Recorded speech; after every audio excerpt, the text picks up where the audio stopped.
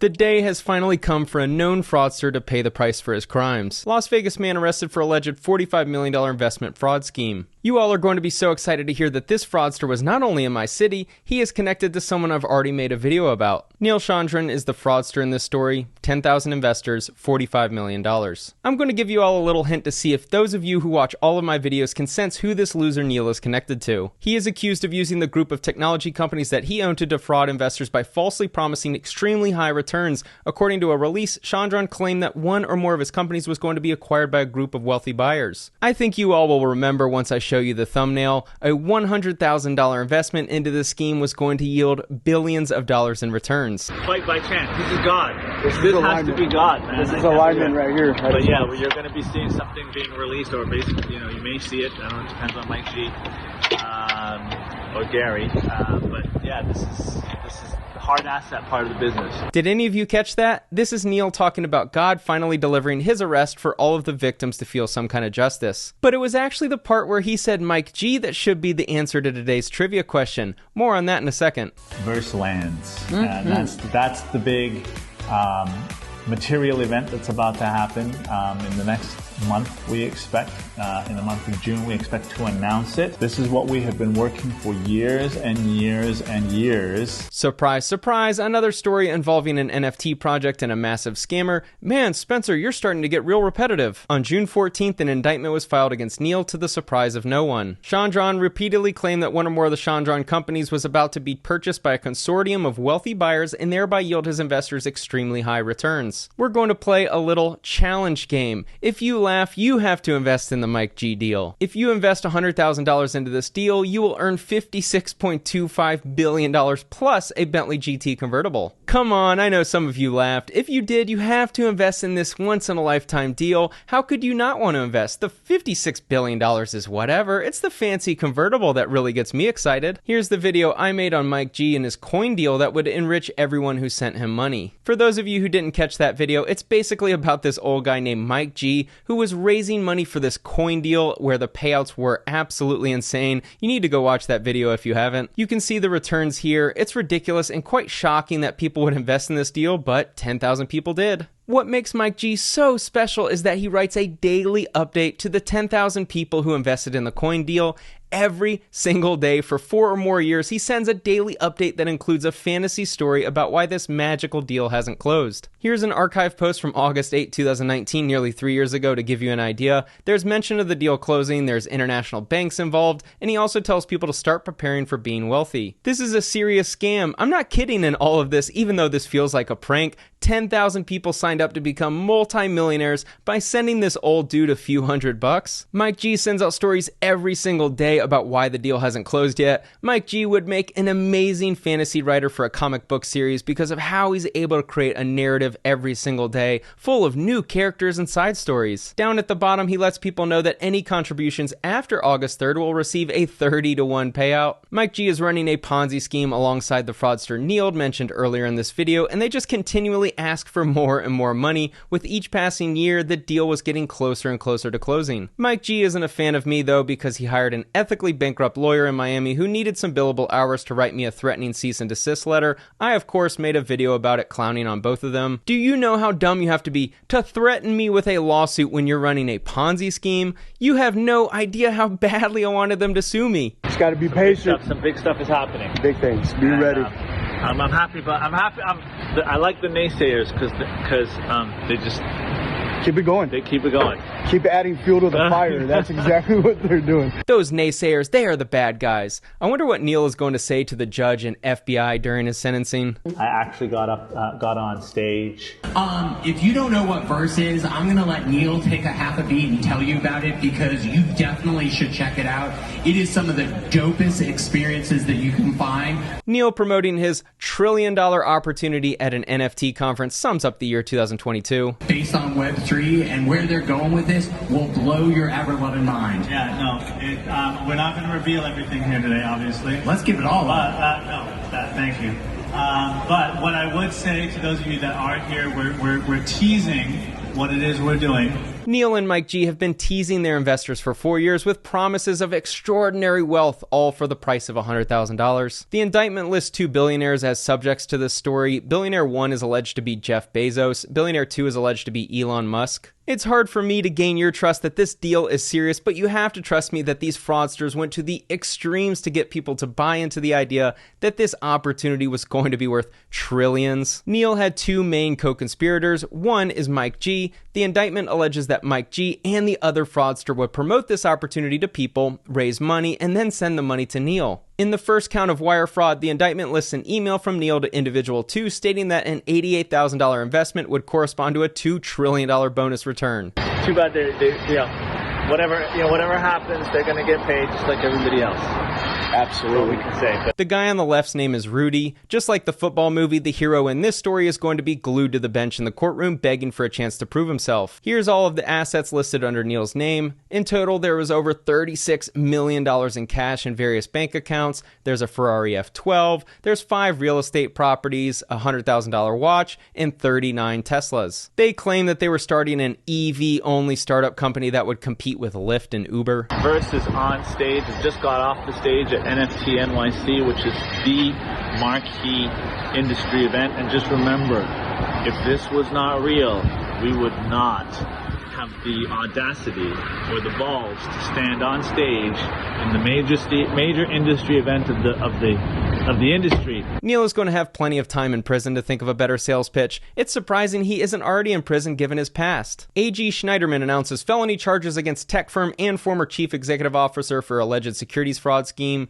Neil Chandran in an alleged scheme to steal hundreds of thousands of dollars from unwitting investors by soliciting investments in computer tablets which supposedly were able to display content in 3D. Convicted free tablet fraudster ordered to pay up $2.8 million to victims. The scam that Neil was running sounded like one of the dumbest schemes I've ever come across, worse than a lot of these crypto projects. Sungame was a bizarre scam. The company claimed that each $1,000 tablet, which was supposedly capable of rendering content in 3D without the use of a headset, would come with an education grant rebate that returned users a total of $1,500. Neil was clearly a very shrewd businessman. Give the customers the product, then give them more money than what they paid because of a fictitious rebate. What a great strategy. The company was public so we could see how awful it was. A 2015 civil suit from some of Chandran's victims alleged that Sungame never had the ability to deliver any computer tablets or gaming hardware at all, and that the CEO gave customers the runaround when they pressed him. As The Verge noted in 2016, Sungame purchased some 9,000 VR headsets to keep the demos running and the illusion intact. This article highlights that Sungame was a company with less than $12,000 in cash on hand and $2.1 million in liabilities. During the previous 12 months, the company had around $12,000 in revenue and $688,000 in negative free cash flow. The company went public through a reverse merger, which is where a private company acquires a publicly traded shell company. Neil was the CEO, CFO, and president, which should have been very alarming to anyone who looked. What I find interesting is that Chandran Media Holdings also happens to be one of the shareholders who have been loaning money to Sungame. In fact, Sungame currently owes Chandran Media Holdings about $1.7 million. However, considering that Mr. Chandran controls both companies, he is probably doing this for tax reasons. Why else would he loan money and not require any interest in return? Neil comes across as a guy who just needs to be put in adult timeout and never be let free. The more I read about him, the more I realized his little game is the same from company to company. Spoke to the crowd. We had such a rush of people come to see our big Verseware screens, and we had them all up in the main hall. In my eyes, the NFT and crypto space was a gold rush for scammers because it's probably the easiest industry to scam people in. If you're a scammer, has there ever been an easier way to make money than in NFTs or crypto? Tech firm, former CEO sentenced in $3 million fraud scheme. It was mostly just a fine, and I don't believe he ever had to serve time in prison. Of course, because white-collar crime doesn't really get punished. What basically happened was Neil was promoting a metaverse land deal or something. His company would create a bunch of land in the digital universe and siphon plots off to investors for sale. He seemed to think this was a $1 trillion opportunity. And we believe, and I will reiterate this has a $1 trillion potential. That is not me saying it. That's not me trying to advertise it or trying to convince you of it. This is reality. These are the numbers. These are echoed by public market sentiments. Mike G is the old man who has been receiving investor money for years, I believe 5 full years at this point. The huge payoff in the coin deal was going to be access to a crypto world full of land, apparently. I think that's what the entire deal is about. Neil just got indicted on a $45 million fraud scheme, so of course the deal is finally dead and people can move on, right? Well, not quite, because we're dealing with some of the most delusional people on the planet. I saw this special update here today, and I hope you're all as excited about it as I am. And this is even Heckscher, who is the biggest useful idiot in the Mike G deal ecosystem. He has a group named Dare to Dream, where he reads Mike G's daily update emails to thousands of people, hoping to become rich once the deal closes. Oh man, I'm telling you, there's some people out there that just don't like Neil, okay? They just don't like our deal, you know, and they will do anything and everything, you know, to pencil a picture so the authorities had to move in, only to be very disappointed because we have everything. There's nothing illegal about what we are doing, guys. Nothing. And Neil, he will prove that to the authorities, and then we're going to move forward. A convicted fraudster from 2018 started up a new Ponzi scheme, and a couple years later finally got caught again, and there's nothing being done that's illegal. Do you see how delusional these people get when they think they're about to get wealthy? Neil is a genius. Now I know he done something in the past and so on, so he got nailed a little bit, you know, and so, but you know, he squared it all away. We all make little mistakes, okay? And then we take care of it. So don't dig into stuff like that. There's no reason for that. He's a business person. Understand that. Sometimes businesses, they pay you off real well. Sometimes it kind of evenly out. Yeah, little mistakes. Defrauding investors for millions of dollars, then doing the same thing a couple years later. Just a little mistake. Get out there and drive Uber, guys, okay? I did it, and it's amazing. He then tells us that the best way to recruit someone into your network marketing business is to drive Uber because they can't leave the car for 10 to 15 minutes. Keep talking. Tell them about your business. Tell them about what you do. And trust me, it's the best network marketing place because they can't say, hey, let me out of here. We're not exactly dealing with savvy investors here. Mike G wrote a special update after the arrest. This incident is another example of just how low the haters will stoop. I have no idea what their letters to the authorities said. However, I am confident these letters were fabricated in their detailing with one purpose. That purpose being to cause damage to our deal and particularly to our seller. Mike G is delusional enough to believe that he can offer $56 billion payouts on a $100,000 investment, but now he believes that it's the haters who sent letters to the authorities that caused Neil to get arrested. I don't think he understands that they do plenty of investigation themselves, and given Neil's track record, he was probably already on their radar. Perhaps there is a silver lining in all of this. Just maybe the seller, the lawyers, the buyers will pick up the pace and get our deal closed so they can finally prove to everyone, yes, including the authorities, it is all very real. Even after Neil getting indicted by the authorities for running a massive scam, after having a history of the same behavior, Mike G is still creating a fantasy story about how the closing might finally happen. Our sellers' companies do in fact exist. Many were listed in the warrant. Over the last couple of years when I was accepting personal loans, I turned around and sent these personal loans grouped together directly to the bank account of these various companies. One of the best parts about this story is that Mike G said the money he was raising was all a personal loan to this magical fairy tale deal. It was not an investment. It was a personal loan that would return enough money for you to buy a private jet in cash. Why would he do this? Because Mike G is a criminal and understands the law. Whether he calls it a loan or investment is irrelevant. He was illegally selling a security, but in his mind, he was trying to skirt the law by labeling your investment as something different. For that, we have Mr. Mike G deal. The reason Mike is doing, he could have done all this on his own and his wealthy friends, but he wanted all of us, networkers, he wanted us to get a piece of the pie because he wanted to do something nobody ever done, and that is to have as many people as possible to create and to develop them into millionaires based on one deal and one deal only. Come on, even this investment was going to make people billionaires, not millionaires. Get your fantasy straight. After I made my videos and Mike G started feeling the heat, he started promoting a new auto trading crypto bot called I Can Auto Trade.